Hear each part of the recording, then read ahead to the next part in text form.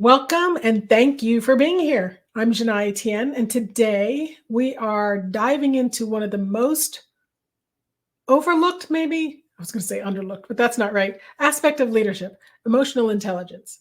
So imagine, if you will, you're in a meeting and there's a colleague and who's frustrated, and you can tell they're frustrated because it's their tone, their body language, their tension in the room.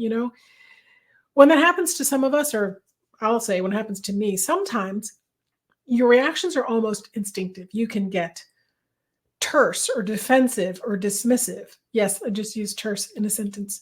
And this is natural, these types of responses.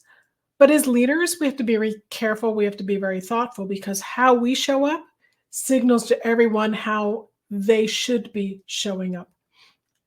And leadership isn't just about a title. I define leadership, I talk about leadership as an outcome. It is the experience others have and how we drive our organizations forward. I'm Jana Etienne. After 26 plus years practicing as a CPA in public accounting, I am now a consultant, trainer, and speaker. And my work is centered on something that I call fearless inclusion. I define that as the freedom to be yourself and the ability to create space for others to do the same. And that is exactly what we're talking about here. That ability to create space, that's through emotional intelligence. And that fearlessness, that is what we can create for others. Now, I develop trainings and workshops focused on 4 core skills that I think are fundamental to driving organizational change, but that's from within each of us. And so that's authenticity and intentionality, which we're going to talk about today, crafting culture, conscious communications, and navigating and understanding difference. My passion is helping professionals drive and build deep connections, cultivate safety, and thrive as inclusive, mindful, and trusted leaders. This is my Ascend leadership model, and it captures that passion of mine by integrating leadership into what I think is a holistic framework, rather than listing it out as the different specific skills and competencies. And emotional intelligence, you're going to see what I'm going to try to do today is show it as the threads that go across multiple areas. For example, authenticity. Emotional intelligence is related because it requires authenticity, requires self-awareness, it requires trust. Connection. Emotional intelligence is related because it can strengthen communication and boost collaboration, and it directly impacts our influence that we can have over others. Navigation, the thread with emotional intelligence there is that it can help us adapt to change, navigate and facilitate conflict. And then decisive action, another thread. It's because emotional intelligence, or strong leaders with strong emotional intelligence, are clearer in their decision making. So that's just to name a few. Listen, leadership is complex, it's nuanced, it can feel straightforward, but it's anything but. And there's so much more to each of these elements. And I hope you join me over the course of this year. This is a monthly webinar series exploring leadership from so many different dimensions. And you'll see later, I'll share with you where you can find the full schedule. So let's go on. I always like to start with a definition. Merriam-Webster defines emotional intelligence as the ability to recognize, understand, and deal skillfully with one's own emotions and the emotions of others. Now, you might have also heard the term emotional intelligence referred to as EQ and not abbreviated as EI. And that makes sense. And it sort of parallels IQ, intelligence quotient, which so many of us are familiar with. IQ is associated with technical skills, analytical thinking, problem solving. It tells us how well someone processes information, how they apply logic, how they manage complex tasks. But leadership isn't just technical ability. Listen, doing the job well got you promoted to leadership, management, and eventually moving up the pipeline, if you will, to leadership. But being an effective leader, that's not technical ability. This is where emotional intelligence, or EQ, comes in. EQ is a measure of how well we communicate, manage stress, navigate difficult conversations, bounce back from challenges, build strong professional networks and a strong relationships, broad supportive network.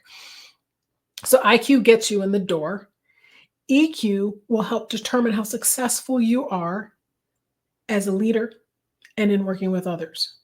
So organizations today, think about the pace of change, particularly in the accounting environment. I mean, right now, what comes to mind is BOI. It's on, it's off, it's on, it's off. The reporting, we have to stay ahead of these things and all of the emotions that these changes conjure up.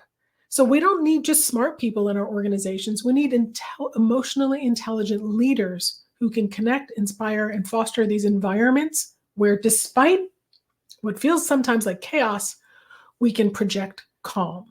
So that's why EQ is an underrated but important and critical leadership skill. So, emotionally intelligent leader. If you are emotionally intelligent, this is about how you experience and interpret the world around you. It shapes how you read people, how you navigate emotion, how you regulate your responses. So when you have high emotional intelligence, you're attuned to the nuances in behavior, those subtle shifts in tone and expression and energy, nonverbal cues, when what somebody says doesn't match how they're behaving, for example. It also means you're recognizing the impact that you have on others, so you can see how your words, your energy is influencing others. And hopefully you can regulate those responses intentionally rather than impulsively.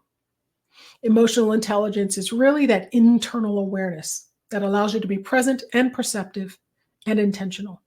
Purposeful, I think that's a good word. If you are emotionally intelligent, or if you have high emotional intelligence, this means you're able to show that you have empathy and you understand other people's perspectives. You know where they're coming from without judgment. You can stay emotionally grounded under pressure, and that's increasingly harder and harder today. I've done presentations and sessions on well-being, self-care, developing confidence and agency, and all of these things require that emotional grounding, because I was just talking about, this constant change in our environment, in the accounting industry as a whole. And that emotional intelligence, those skills and competencies allow us to maintain composure in high stress situations. And think tax season. It's a high stress, not situation. It's a high stress, what am I thinking about? Phase of time. There's a term for that, but it's not coming to me.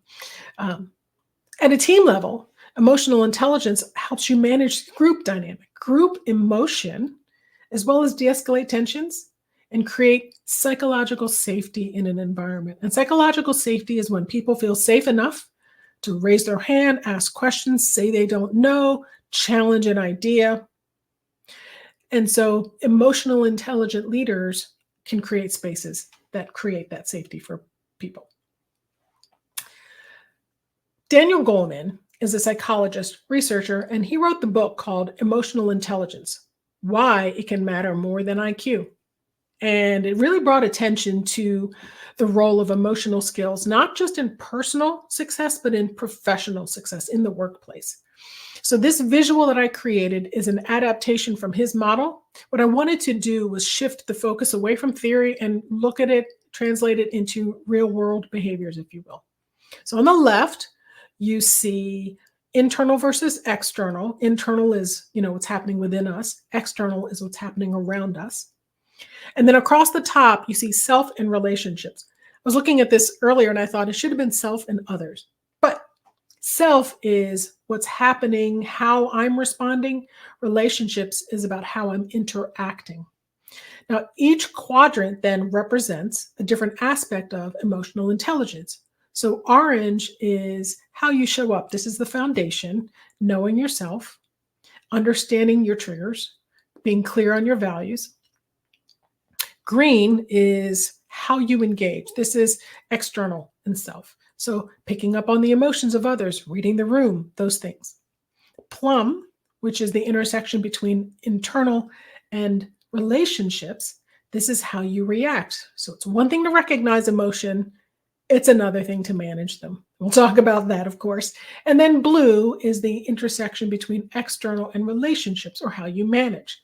This is emotional intelligence in action. It's the actual navigation of conversation, of conflict, facilitating in culture, in organizational culture. I'm going to pause just a quick second to make sure I have the Q&A up on my screen because it keeps disappearing.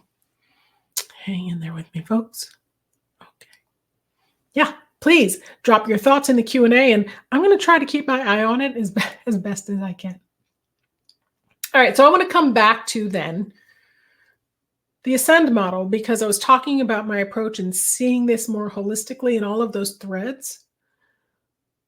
What I would like to try to do, so I'm going to be a little creative here. I got lots of arrows. I didn't want to try to draw strings, but I want to illustrate and take that quadrant, those quadrants that I just presented in Goleman's model, and show the link between those quadrants and these pillars of Ascend.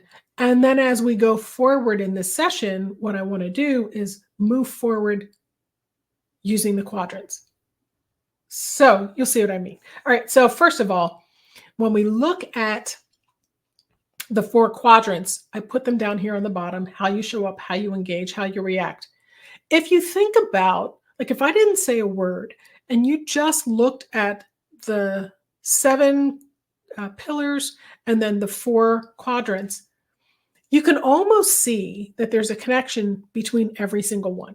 So all 7 influence how we show up, obviously. All 7 influence how you manage in some way, shape, or form. So I'm going to pick a handful because these to me are the more meaningful ones.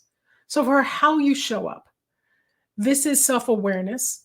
And this I connect to authenticity, your values, knowing your emotions, knowing what drives you, and being confident and clear in that.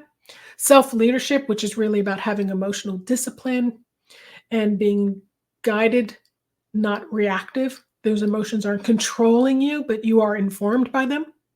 Connection, this starts with self-awareness and helps strengthen and build trust with others.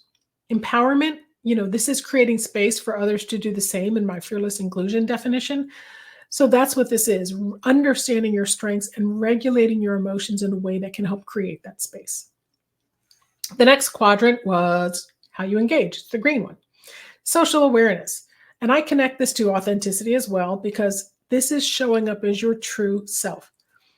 Now, authenticity is one of those interesting words because we hear people talk about it a lot, but it's kind of one of those things that's hard to name because it's something different to all of us. So the way I think about it is showing up in a way that is genuine to you. Self-leadership, again, here, this is about emotional control, responding with awareness. Connection is recognizing those emotions in others. Decisive action is staying focused and confident under pressure. How you react, being intentional and purposeful is self-leadership. Being not reactive is empowerment, and being clear on how the impact that you're having of the decisions, decisive action. And then the last one is how you manage. And so many of them are here. Authenticity is being genuine, being transparent, being sincere. Connection is really about how are you building those relationships? Think coaching, think mentoring, that kind of thing. Navigation. How do you facilitate these really uncomfortable moments? How do you navigate conflict? And then decisive action, making sure that emotional awareness on your end leads to impactful choices, gets you to the right choice, if there ever is such a thing. All right. Now I want you to hang in there with me because we have to do a few more definitions. I know definitions aren't fun, but I think they're important because shared language is really important when we're trying to understand new concepts. And certainly, if we ever want to talk about this, the phrase we're being emotional, that's an overgeneralization. And we're not talking about which aspect of that do you mean. And emotional intelligence is rooted in being emotional. It's directly about our emotions, but it's not just understanding them. It's then what is the implication of that and how we show up day to day. So let's go through these definitions. It's 5 key elements. First, perceiving emotions. So this is the ability to notice and recognize emotions as they occur. Now, I have a framework called the REM 360 framework. REM, REM, stands for real-time awareness, emotional anchoring, and mindful recovery. Real-time awareness, I define that as the ability to notice in real time what your reactions that you're having in your body so that you have a chance at being intentional. So what we're talking about here is picking up on facial expressions, tone of voice, body language in ourselves, not just in other people. If we can't perceive emotions accurately, we might misinterpret a situation. We might have an unintended reaction because we're not noticing what's motivating or causing those things to stir up in us. So that's perceiving emotions. Now, understanding emotions, it's one thing to recognize it, but why is it happening? Can you identify an underlying cause? What triggered them? What might be influencing them? If you can't, excuse me, we risk kind of reacting at a face value surface level. Managing emotion is, okay, so we recognize it, we understand it. Now, what do we do with it? Because how we handle the same emotion, anger, joy, frustration, anxiety, is going to be a little bit different depending on the context, the relationships, the situation. So when we handle emotions well, we're doing things like diffusing tension. We're creating that psychological safety that I talked about. Self-regulating emotion is monitoring and controlling our emotions. So we are staying composed, even if we're frustrated, even if we're scared, even if we are really, really happy about something, because all of this doesn't have to be bad. Our emotions are a full spectrum, and it's really about staying balanced. And then the last one, expressing emotion. This isn't about keeping them in.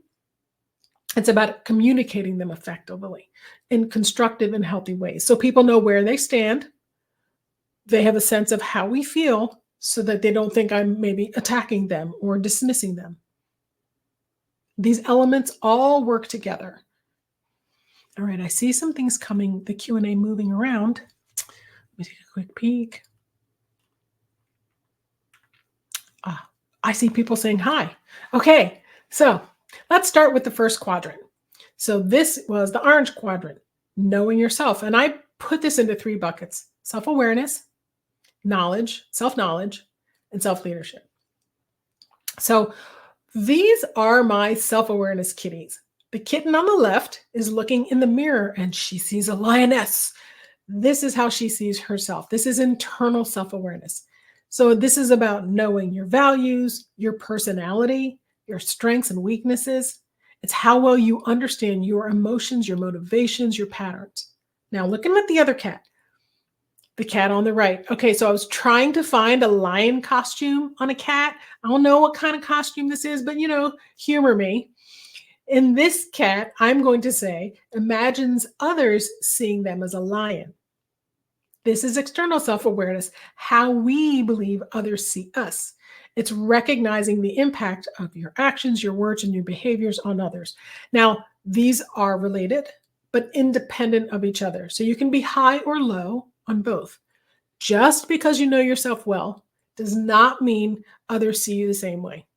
And just because others perceive you a certain way doesn't mean aligns with how you see yourself.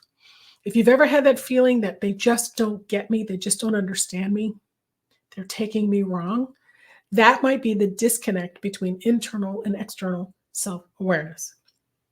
Now, as leaders, self-awareness, internal self-awareness and external self-awareness, they're good they can also present challenges. For example, as a leader, as you move up in an organization, you get your promotion to manager, you move up to a senior level, you move up to the executive leadership level. This experience might not necessarily lead to clarity. In fact, research shows that people don't always learn from their experiences. Expertise can make us overconfident, and it can mean we start to ignore new information because we think we already know it. And so the more experienced we are, there's a risk that we believe we understand ourselves. And in fact, we might be reinforcing those so-called blind spots. On the flip side, external self-awareness, which is about looking outward, gathering insights about how people react to us, but perceptions can vary. Not every piece of feedback is accurate or useful.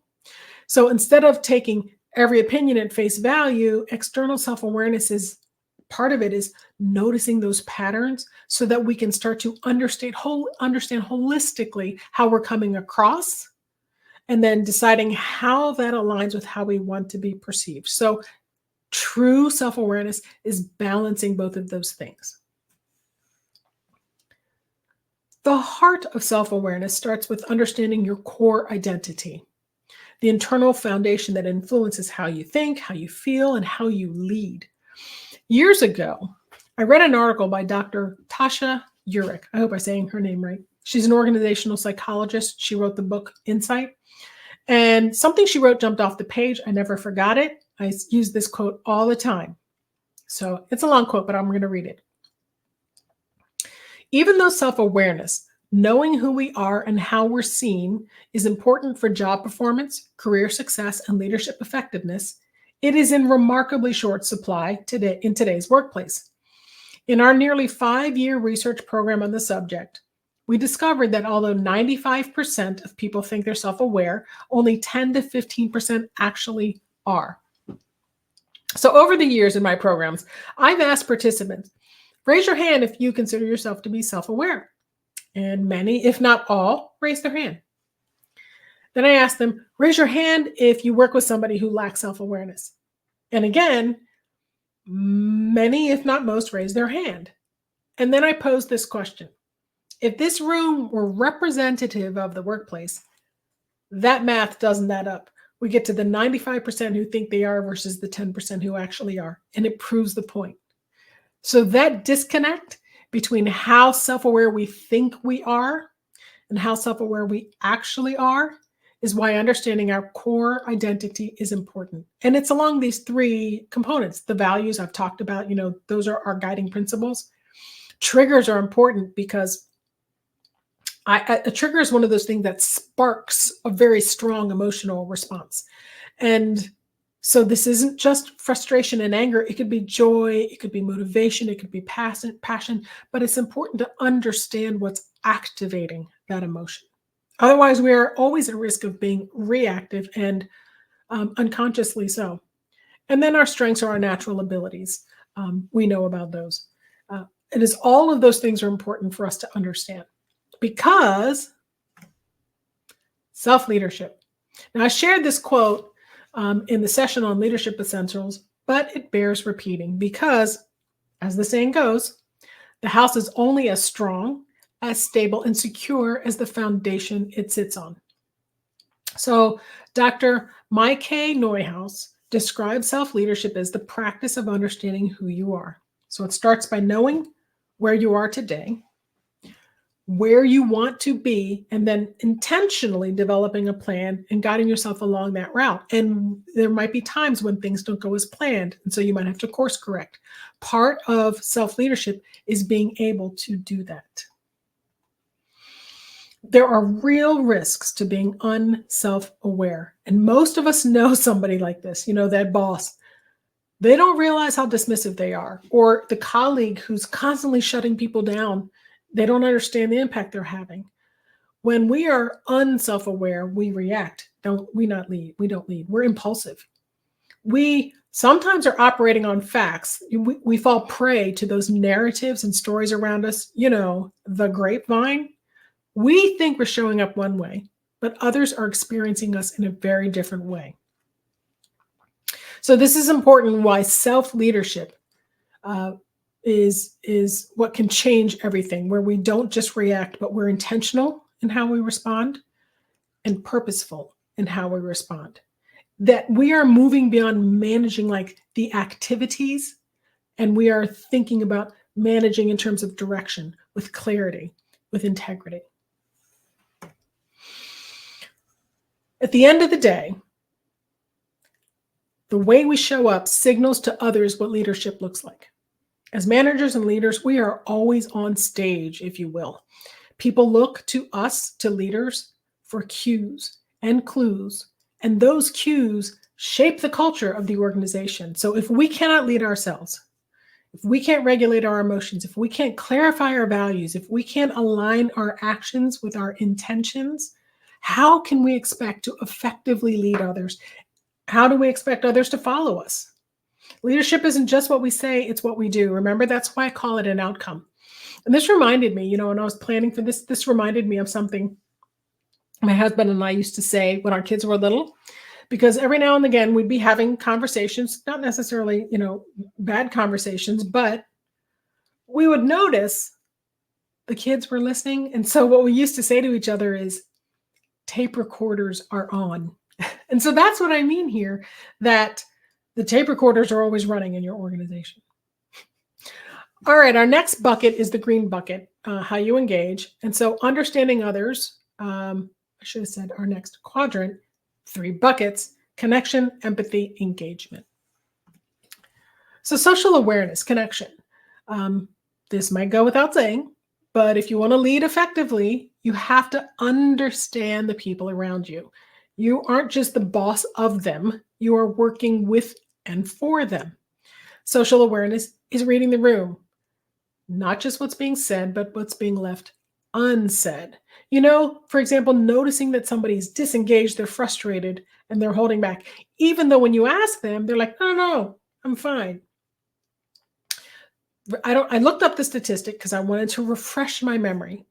7% of communication is based on the words spoken, 38% tone of voice, the rest, more than half, 55%, body language. This is particularly important when it comes to emotional communication, because those are the situations where tone and nonverbal cues carry more weight than literally the words coming out of your mouth. This doesn't mean that the 7% of verbal communication isn't important, but it does reinforce the fact that how you say something often matters more than what you say. I mean, we've heard those sayings as children. It's still true today. So if you don't have social awareness, open mouth, insert foot, caught off guard, misread a situation, you make assumptions, you might find that you're losing trust, but you have no idea why. So it's the classic case of the boss who says, well, I thought everything was fine. And yet everybody in the room was like, yeah, no, I could have told you it wasn't, right? How do you strengthen social awareness? Because this is one of those self-awareness muscles that can be particularly challenging. So it starts by just pause and listen. Curiosity is a powerful tool because it has you reimagining things, thinking things, wondering. That's what I mean by wonder, not wander. It helps you not jump to conclusions and, in fact, try to see things in a way you've never seen them before. And then there's practicing empathy. And that's not just a nice idea, because empathy is a leadership skill. At the end of the day, leadership isn't just about getting things done. It's about how you make people feel while doing it. I think a lot of people think of empathy in some ways as a feel-good, soft skill buzzword, but it is a real competency, and it directly affects trust, team performance, engagement, collaboration, psychological safety. People don't just work for a paycheck. Yes, we need to get paid, but they work for leaders that make them feel valued. The number one indicator of retention is trust in leadership. And part of that trust is trust that this is a workspace where I can be successful, where I can thrive, where my talents will be appreciated and I will be given opportunities to grow. All of that doesn't happen if we're not listening to and paying attention to what our employee needs. When your employees know that their perspective matters to you, they're more likely to contribute. They are going to collaborate. They're invested in their work. Empathy isn't just about feeling for somebody. I feel bad for you. It's about understanding them. And so that's where some leaders can get it wrong. It's like self-awareness. We think we're more empathetic than we actually are. It's easy to assume, oh, I know how they feel, when in reality, we're projecting our own experiences onto them. Think about it. You may have had someone doing this toward you or around you as you were moving up the ranks. I invite you to reflect now, thinking back, have you been doing this as you are now higher in the ranks, looking out at the team? You knew what it was like when you were there. So you might think as a result, I know what that feels like. I understand what they need. And when we do that, we're making assumptions and it can lead us to misread the situation completely. We can think we're being supportive, but in fact, people might read us as being dismissive. We can think we are trying to empower people and give them this sense of agency. They might think we're just overwhelming them. So, that just because we have experience doesn't necessarily mean that self-awareness and this empathy is working for us. Empathy requires humility, recognizing that we don't always get things right and that our good intentions don't always lead to the intended impact or outcome. All right, I am coming back to the Q&A. Carol said she likes my cats. Thanks. Please comment on how EI affects negotiations when one side bullies. Okay, I'm going to talk about managing conflict. So let's hold that one. Many people say fake it until you make it. What are your thoughts on this as far as authenticity and being genuine? So that's a good point, and I think we want to take this one now. Fake it till you make it doesn't mean pretending, as in, I think I know what you want me to be, so I'm going to be that. Okay. That is about having confidence in your abilities and willing to go out and try, willing to do the best that you can, taking what you know and applying it. You are not necessarily sure. This falls into imposter syndrome. This falls into that confidence gap, and that people feel like, unless I know it all and I have it, not know it all, unless I know all of the things that I'm supposed to be doing, then I have to pretend, and that's not the case. I actually am going to talk and touch on self-compassion and resilience a little later, and those two ideas tie into that. All right, so let's talk about, I talked about confidence gap. What about the empathy gap? This is a well-documented concept, particularly in psychology and behavioral science. It's the inability to accurately understand, recognize, or predict emotions and experiences of other people, especially if you aren't experiencing that same emotion. So in leadership, this is what can lead to misjudging employees' needs, disengagement. It can be the thing that is starting to undermine your trust. The thing is, most of the time, I'd say 99 times, like, this isn't intentional, but it's caused by one of the three things that you can see here on the screen. So cognitive overload.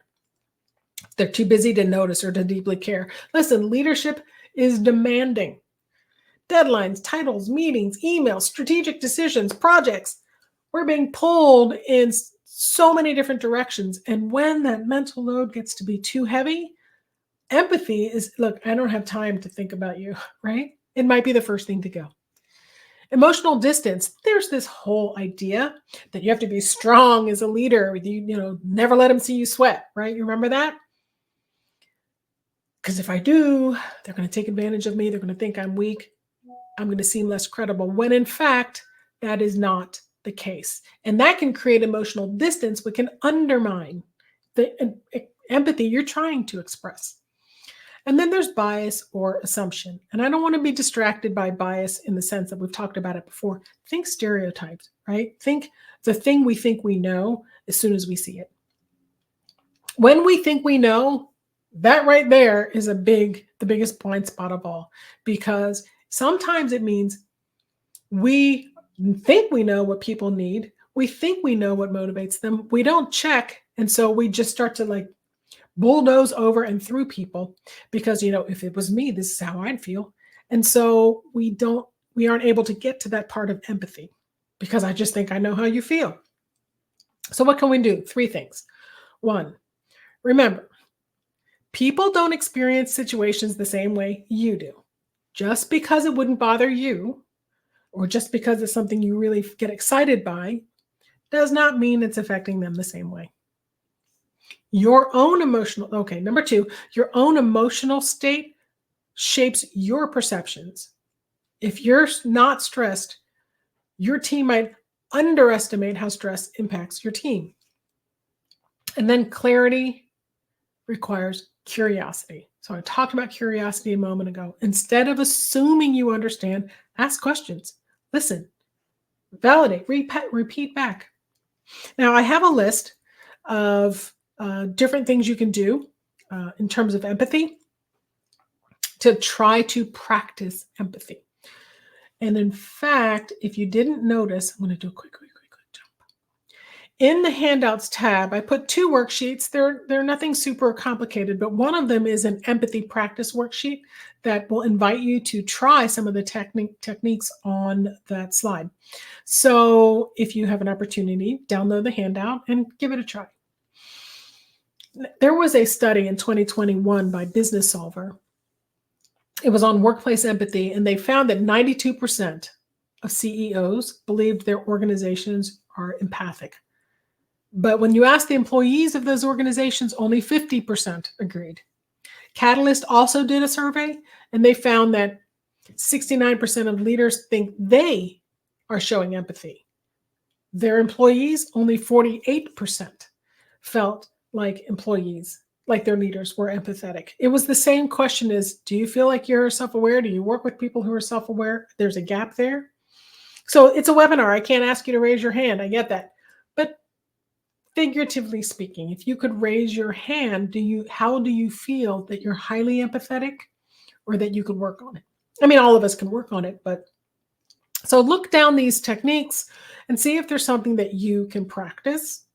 And that activity that I gave you is an opportunity to look at what has happened, think about something moving forward, and then reflect back on that afterwards. So this list is here as a resource. I'm not planning to walk through it any more than that.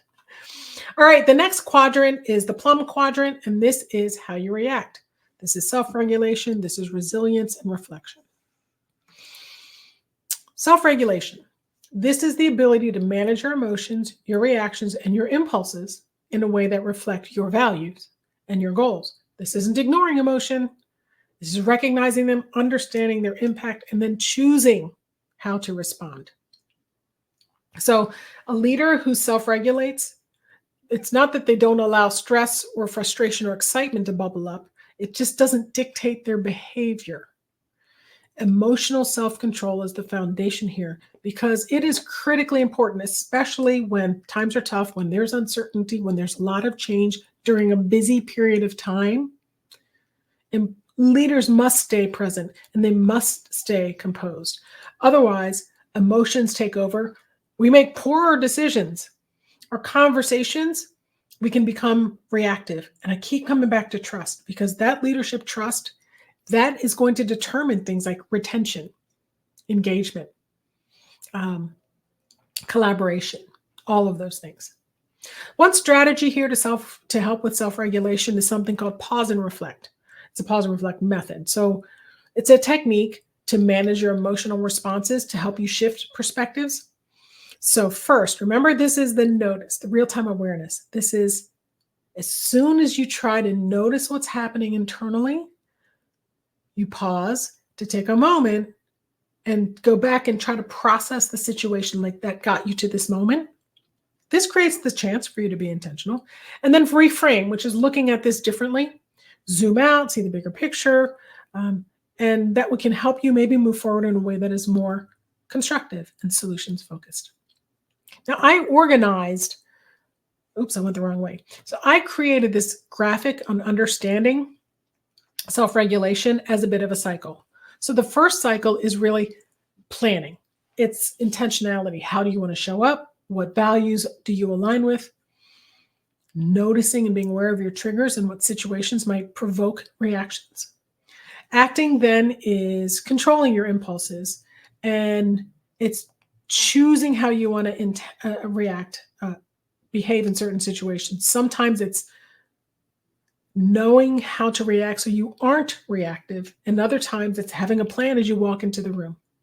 Reflecting is where growth happens. This is instead of just moving on, you go back and think, what were the impacts of my actions? Did I handle that the way I wanted to? What could I be doing differently? Which gets us to adapt. Wash, rinse, repeat. When you know better, you do better. Then you get to the costs of all of this. Feelings are contagious. Have you ever been around somebody who starts laughing and you smile? When somebody's calm, you feel a sense of steadiness. When they're stressed, you start to feel tension. Calm, grounded leaders, they radiate confidence and composure, which is particularly important. At this point, the same conversation, the same topics reinforce the same thing. So this is why everything is interconnected. Resilience is the last one here because this is about adapting, recovering, and staying effective in the face of setbacks. So this is important because this allows you to stay calm in the face of adversity. This allows you to recognize what is causing stress and adjust in real time before it becomes overwhelming. Developing empathy that gets that network that I was talking about earlier. This strong network is important for encouragement and possibly resources when times are tough, as well as developing those adaptive strategies like the pause and reframe that I was just talking about. Emotional resilience allows us to manage emotions in the moment and stay grounded so that we can be resilient, move forward, and grow from those challenges. And then the last quadrant, let's see, we have a few minutes here. Yeah. And the last quadrant is the blue one, authentic engagement, conflict resolution, and empowerment. So I drew this funnel, if you will. You'll see the balls on the funnel here. They're very similar to the empathy and action ideas, but this is a little bit different because it's something called emotional attunement. This isn't typically associated with emotional intelligence, but I thought the skills, competencies, and behaviors involved are really a powerful lens for understanding authenticity. So what is emotional attunement? It's being able to understand somebody's emotions in a way that influence how your emotions are showing up. It's syncing up with that person. So if you think of the empathy and action as techniques that you can demonstrate outwardly, think of emotional attunement as the kinds of things you can do internally and more deeply. So what does this look like? So for example, recognize. This is reading between the lines. It's tuning into somebody's body language. It's looking and understanding those micro expressions that happen. Acknowledging somebody or little things like shifting your posture to show openness, facial expressions, nodding. Reflect might be just pausing and absorbing the way the other person is feeling so those feelings can inform how you are expressing yours. Have you ever had that moment like you're having a conversation that's very emotional and the other person didn't say anything, but it's not because it was a bad thing. They just sat there with you in it, in a moment, if you will, of shared silence. And in that moment, you knew that they got it. That unspoken validation. And then mirroring is important because we're not talking about mimicking people here. We're talking about maybe relaxing your posture because the other person is in distress. Or something like emotional pacing, which is where you match your speed and energy to the other person's communication. Managing conflict, this is inevitable. And I tried to create a diagram that was a bit of a flow and a Venn diagram. So I'm not sure that it worked, but the idea here is that I wanted to show how Regulating our responses means paying attention to and being mindful, as I said, of our body language before we say a word. So take a slow breath, adjust your posture, unclench your hands, soften your jaw, right? It's regulating all of those emotions as we express them before we say anything. Seeking resolution is not rushing in to fix the problem, because when you do that, sometimes you escalate the situation because people don't feel seen or heard. They feel invisible or powerless. So emotional intelligence allows us to look beyond that, the surface level thing, and try to understand more deeply what's happening. And then focusing on understanding, this is that tie in with empathy, self-regulation, self-awareness. We don't want to approach with a win or prove a point mindset. We want to seek a resolution, reframe something, acknowledge contribution, understand impact. Now, in that first graphic, I had the quadrants listed by the 2x2, right? In here, what I want to do is illustrate it more of as a flow. And I say that because first, self-awareness. You need to notice that you're reacting to a situation. Next, you need to maintain your composure so you don't fly off the handle or you start, seeking retribution. Then we need to create space for listening and have the ability to read the room. So these are not just 4 skills. If you think of it through this lens of conflict resolution, it's without self-awareness, you can't regulate your emotions. If you can't regulate your emotions, you can't be empathetic. And without empathy, you run the risk of missing it, what people are telling you. Self-compassion, on a final note here. Self-compassion is important because, for example, I am imperfect. Self-awareness and empathy. Perfection is impossible, and we know this, and yet sometimes we hold ourselves to an impossible standard, an unrealistic standard. I am enough. That's self-regulation and empowerment or agency. It's knowing that you're giving your best, and that's okay. And so instead of saying, oh my gosh, I failed, thinking, what can I have learned from this?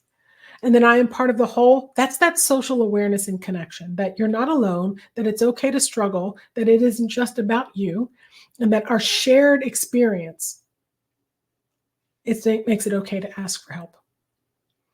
So this last slide, I really just wanted to bring it all together because emotional intelligence isn't something you get it and you're done. It's an evolution. And as you move up the ranks, it's not that it becomes more important.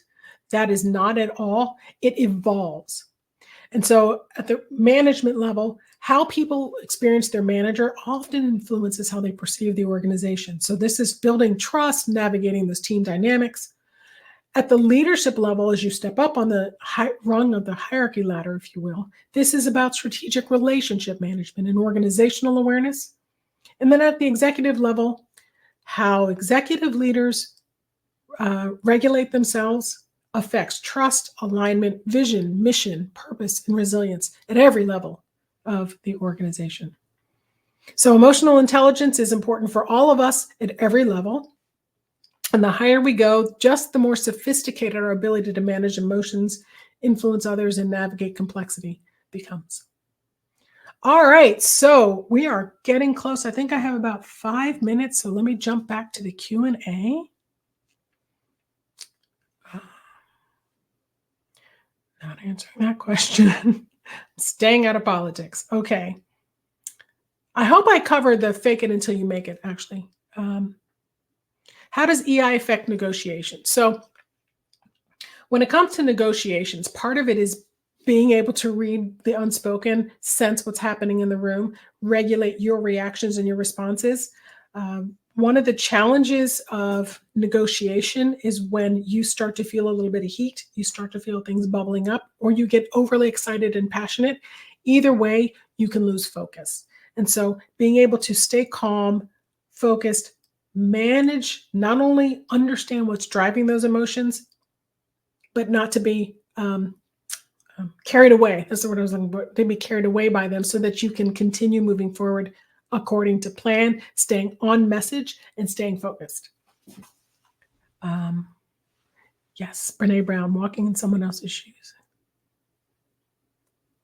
Do you think we can hit a wall of not being able to feel empathy for someone who we do not feel safe or even we feel threatened around?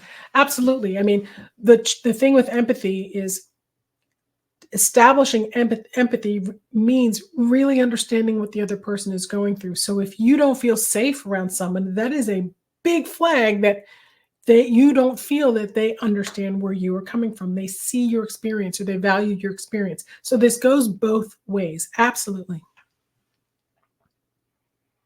If nonverbal cues are so important, how does communication work with email, social media users? Okay. So if you've noticed on social media that there is that the influence of TikTok, you start to see the Instagram has reformatted its videos.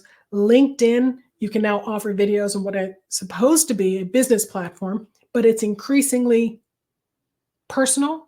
And that's, to be fair, I actually share stories on LinkedIn as well. But people share birthdays, like their grandparents' birthdays on LinkedIn in videos. People have little thumbnails, little pictures, all of those things, because the visual communication is so important. Words matter on social media, but there's so much influence around what is not spoken. That's why we're starting to see so many of these other mediums, is that the right word? Mediums show up in how we can communicate online. Okay, I think those were all of the questions so far. I'll hang on if anything else pops up. In the meantime, before we wrap up, I just want to invite everybody to continue the journey. This is a year-long monthly webinar series, and we meet the fourth Friday of every month from 3 to 4 Eastern, and each session builds on those fundamentals. Next month, building trust. After that, confident decision-making. You can view the entire schedule on the website. I would love for you all to join me. And if you're interested in learning more about this program or other programs that I offer, you can scan this QR code to drop some time on my calendar. You can send me an email, message me on LinkedIn. Thank you so much for being here and for joining me. And I hope to see you all next time. So Gabe, I don't know if there are other questions or we are ready to wrap up. We did have one last one that I think we may have time for that I thought was really good. For fun, your thoughts on emojis? They're expanding. Okay. So emojis, we should do a webinar on that. It used to be that emojis felt like they were a little bit of silliness and fun, but as it turns out, and some of this is because of the generational shifts in our workplace, emojis are no longer seen necessarily as unprofessional. And the trick is to know what they mean. I'll leave it there. Do your research. The different color hearts actually mean something, for example. So just want to be mindful and thoughtful when we're using them.